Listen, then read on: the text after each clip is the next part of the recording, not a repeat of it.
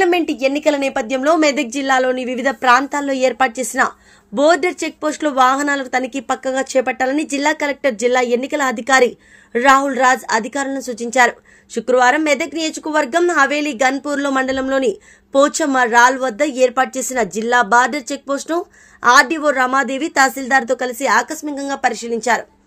ముందుగా జిల్లా కలెక్టర్ రిజిస్టర్లను పరిశీలించి ఈ సందర్భంగా స్టాటిక్ సర్వేలెన్స్ బృందాలకు దిశానిర్దేశం చేశారు.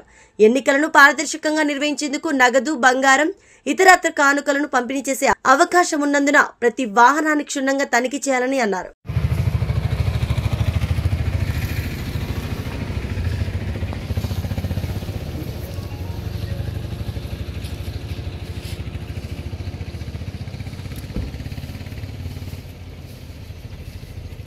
ఎల్లారెడ్డి ఇచ్చాడు ఇదే సార్ స్టేట్ ఎల్లారెడ్డి వస్తుంది సార్. నాగిరెడ్డి పెడతారా ఎల్లారెడ్డి అటు ఇంటేనేమో కామారెడ్డి, ఇటు ఇంటేనే నిజాం సాగర్, ప్రాంతం